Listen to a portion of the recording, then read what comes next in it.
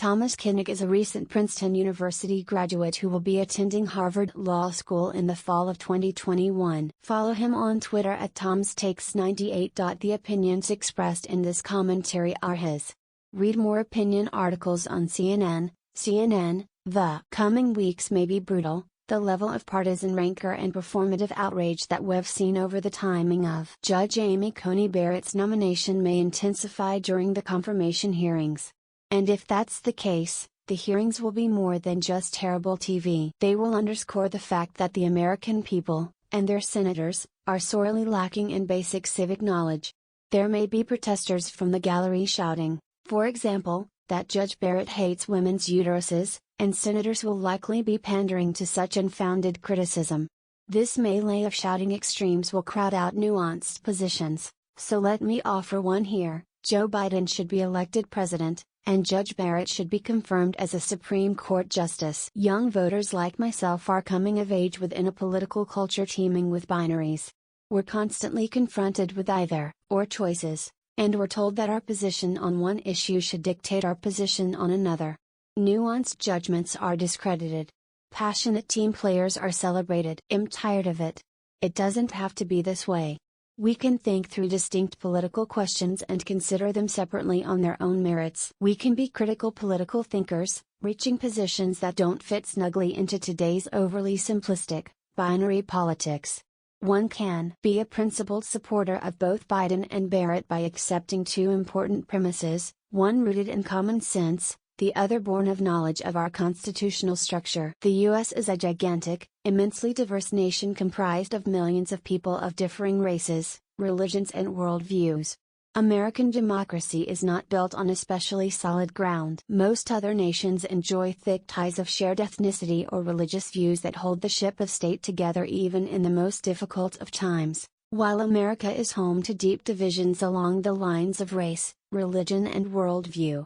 Although our diversity is of course an immense source of strength, there are times when our differences push us into dangerous territory, as civic bonds fray under the duress of distrust and dislike. As summers like this last one and campaign seasons like the current one remind us, there are plenty of deep-seated prejudices, grievances and hatreds in our nation that can easily be exploited. While diversity and contention are part of what defines us, we should not willfully push our politics into directions that exacerbate existing contempt for one another.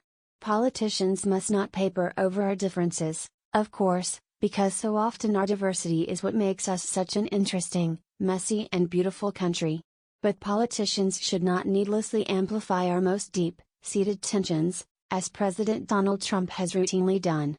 Instead, our leaders must be able to locate our points of commonality and elevate them, especially on the national stage, in order to build the consensus that we need to hang together.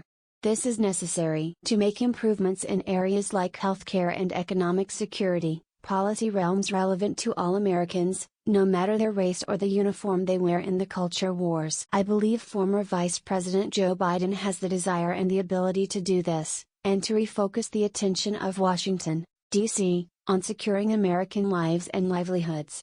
For that, he earns my vote. But supporting Biden need not translate into denouncing Judge Amy Coney Barrett. As an originalist, Judge Barrett interprets the text of the Constitution on its own terms. She does not accept the notion that the text is constantly evolving or that judges are responsible for unearthing unarticulated, underlying principles out of the plain meaning of the text. Barrett's judicial philosophy acknowledges that neither she nor her future colleagues on the Supreme Court are in charge. The American people are. If Mississippians want to restrict abortion rights or New Yorkers want to expand transgender rights, they will likely have a friend in both the Constitution and in Judge Barrett. In light of the immense diversity of this nation, allowing different people to govern themselves in different ways, so long as they do not run afoul of the bedrock protections of the Bill of Rights, seems like an eminently reasonable way forward. And as citizens, it is up to us and our elected representatives to forge that way forward for ourselves, not our judges. The coming opposition to Judge Barrett's nomination will cloak itself in the language of democracy, but in fact it will reveal a deep distrust of self-government. As senators lambaste Barrett as a threat to democracy, they themselves will in fact be lamenting Judge Barrett's refusal to stand in the way of democracy. Hers is a hands-off, textualist approach that simply raises the stakes on our democratic politics. This makes it all the more necessary that citizens and their representatives alike carry out the work of self-government responsibly. Detractors and senators should redirect their ire away from Judge Barrett. Democracy does not entail pinning all of our hopes and dreams on 9 black-robed philosopher kings and excoriating them when they fail us. At the end of the day, the many fraught issues of immense moral weight that define American political disagreement today are in our hands. The judges can and must enforce the baseline protections of the Bill of Rights, and Barrett will do that.